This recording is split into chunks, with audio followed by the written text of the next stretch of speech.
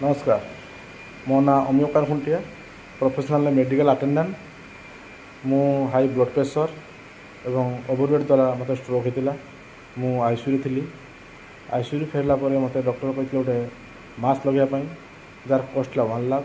मु आनी पार नी पलि आसी दिस कम्युनिटी मो कम्युनिटी द्वितीय जीवन पाई जी कि आसला सार साथ कथा सार मत कहते आप 3 दिन मत टाइम दिंतु जदि आपको भल न लगला आप 3 दिन आप मास्क लगे शुईपर।